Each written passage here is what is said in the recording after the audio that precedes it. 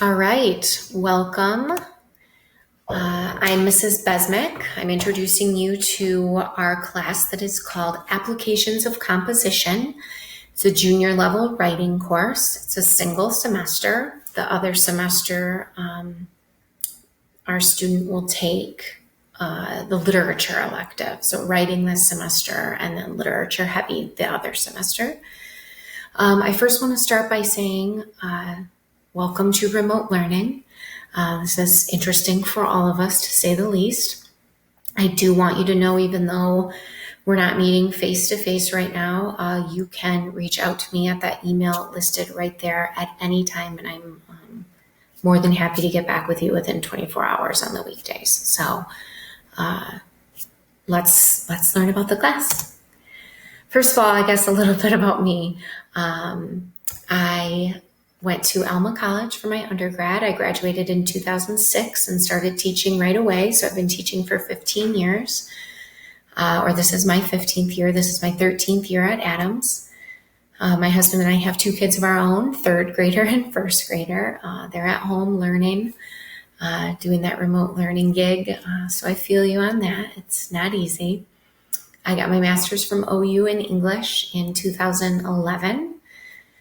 And our family has always had pets, but we just welcomed our new puppy, 7-month-old Portuguese water dog named Leia. She's our quarantine puppy. Okay, so for Apps of Comp, it is a college prep writing class. It is obviously to transition them to their senior year, but it does really, really build heavily on the writing skills that they've learned. Ideally, so they're ready to apply to colleges, but we do spend a lot of time talking about what the expectations their freshman year of college will pose for them as well. So yes, we do lit analysis, so we will be doing some reading. I've gotten that question before. We do read a novel in this class, sometimes two if we have time. Depending how long we stay in remote learning, it might just be one. Documenting research, citing sources, credibility of sources, formal sentence structure, vocab. And then the last thing I say in there is originality of ideas. We have a pretty heavy discussion on how this is one of the bigger steps between sophomore and junior year regarding, we want to really see them thinking outside the box and being unique writers and really hearing their voice. So we do some narrative writing, we do some college apps writing, they get to do rhetorical analysis, which is what they do on the SAT. At the end of the day, we need to see that they can format and prepare essays in a variety of ways, right? Like I said, whether it be literature or narrative or research, etc. We do some grammar. The grammar that I present to them is presented the same way that standardized tests do it. And then obviously they get to practice the grammar in their essays, and I can kind of mark things up there. All of the mechanics and vocabulary involved in formal writing, paragraph development, transitions, purpose, audience, etc.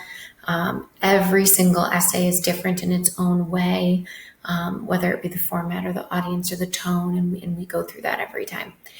And we do try to prep for the SAT, depending on how the semester works. Sometimes we have 3 to 5 days to really kind of hone in and do some practice tests.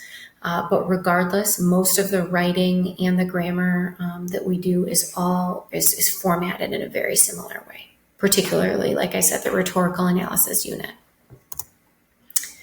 The one novel that we will be reading, depending, like I said, on how long we stay in remote, but this is the one that we'll for sure be reading, is titled A Separate Piece by John Knowles.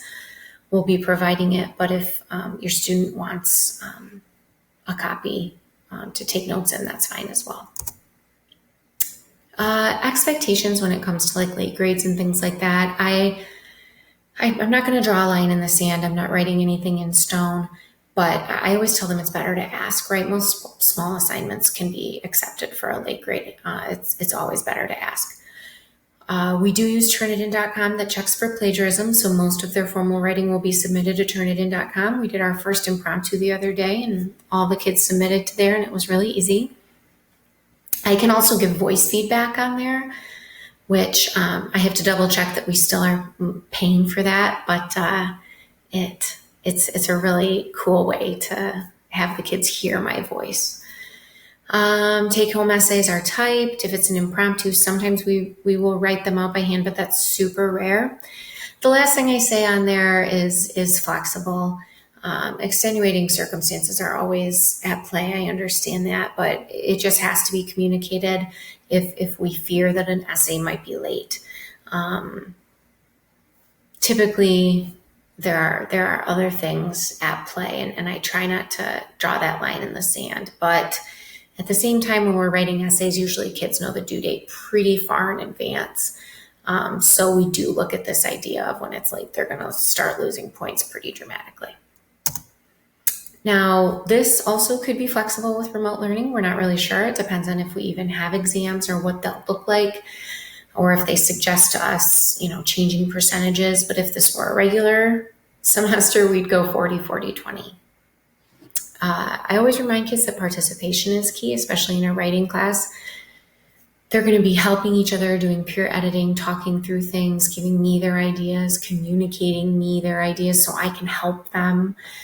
So participating is so important. And I tell them this, and I always reiterate to them that, just like in life, if you're putting in that extra effort, people are willing to help you a little bit, and they're going to notice. So it's often at the end of a marking period or semester that I'll give kids, a few extra points here and there if they're on the edge of that grade, if it's somebody who's been participating really well. We're using Google Classroom, as you, I'm sure, have learned. All of my weekly plans are on there. All of the electronic documents are on there, whether it's a slide or a form or a doc. They've already been submitting work. They're doing pretty well. A couple of them have to remember to actually hit turn in or mark as done, right? But other than that, I don't think it's been an issue. The Zoom links are all there. The Remind 101 code is there. I send out some more time-sensitive information sometimes on that. And like I said earlier, we use turnitin.com, and all that information is on there as well. So again, I hope I was able to cover some of the things that you were perhaps curious about or wondering about. Please let me know if you have any questions at all.